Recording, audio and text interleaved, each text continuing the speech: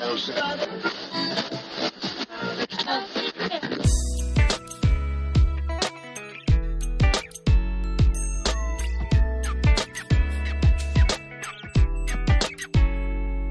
my name is Bill Rigot, and for this safety moment, I want to talk to you about having better meetings in a way that maximizes both production and safety. Impossible, you say? Well, let's find out. Several years ago, the Palo Verde nuclear power station in Arizona was placed on the NRC watch list following two significant challenges to their engineering systems that were important to safety. So this station is comprised of three large nuclear reactors way out in the desert near Phoenix. And when they're operating, they earn about $1.5 million per day per reactor. And the NRC shut them down for a long time until they could demonstrate that they could maintain their safety systems per their operating license. So they weren't earning a whole lot of money for a long period of time. So as normally happens in the nuclear industry, when something like this goes on, there's a change in management, and Arizona Power brought in a fellow by the name of Randy Eddington as the new Chief Nuclear Officer, or CNO as they call them. Randy had just come from much the same circumstances at a troubled plant with TVA in Tennessee. And Randy didn't make many changes, but one big one that he made was the way that Palo Verde did their meetings. And that's what we're going to talk about today. So I'll bet you that I know how you do meetings today. Well, because safety is really important to you, you start every meeting with a safety message, don't you? And that safety message may or may not have anything to do with risk-bearing activities that are going on in the company today. In fact, it might have to do with such mundane things like texting while driving or talking on a cell phone while driving. Things that we know are risky, but we do it anyway. But it probably has nothing to do with what you're doing today in your company that may have some impact on safety. So after the safety message, you might also have a value creation message, because value is important to your company too. But then the discussion shifts to the schedule. So what people actually hear in the meeting is safety, schedule, schedule, schedule, schedule, schedule. So the last thing they're thinking about when they leave to go to work is safety.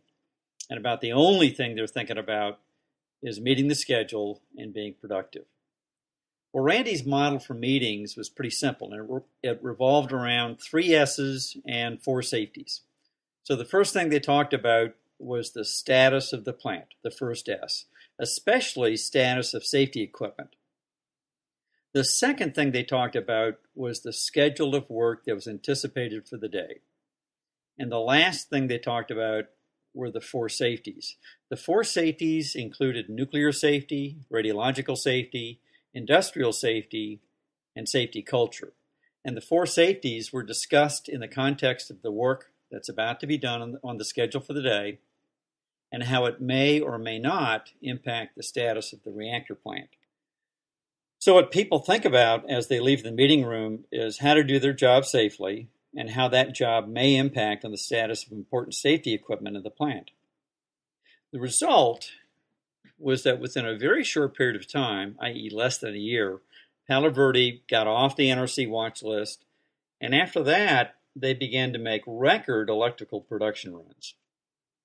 So a couple of years ago, I was attending an INPO workshop, and I ran into a Palo Verde Corrective Action Program manager. And Randy Eddington had announced his retirement and was about to leave. And I asked her if the employees would support changing their meeting policy if the new CNO wanted to change it. And she told me very seriously that they had no intention of changing the way they did meetings, no matter how much the new CNO wanted to change it.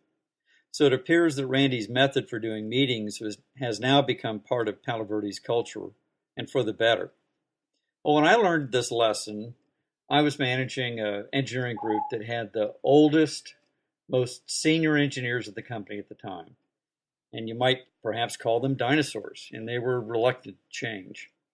Well, when I returned from the INPO workshop, I immediately changed the way we did meetings, similar to what Randy was doing, but I didn't tell the engineers what I was doing. I just did it. The result was that what these engineers were doing to support the nuclear safety posture of the several nuclear facilities that they supported actually became much more transparent. And more importantly, Our customers in the nuclear facilities commented that it seemed that they were getting better service from our group, even though they had never had a problem with the group before. And I also noticed that my engineers were collaborating more, especially between engineering disciplines. So perhaps you can teach a new dog new tricks. So what I would offer for you today in supporting this good idea is I'd encourage you to micro-experiment good ways to do this within your current culture and context. And I'll bet you that you'll be pleasantly surprised with what you come up with. Have a great day. That's your pre-accident safety moment. Thank you, Bill Rigot, for that. That was actually a great one for a couple of reasons. One is I really think Bill's onto something. I think when you start with safety, your intention is right. We lead with safety because it's the most important part of what we do. However, schedule becomes this really clear ringing bell at the end of the meeting, and you leave really driven by the fact that you either need to get things done faster, better, more efficiently, cheaper, or somehow sort of make the plan work. Ending with safety does launch you back into the workplace, especially at these plan of the day meetings we have all over the world, with a clear safety driver when you move out into the field. That's good. Thanks for your time as always. That's a pre-accident investigation safety moment. Learn something every single day. Have fun. And for goodness sakes, be safe.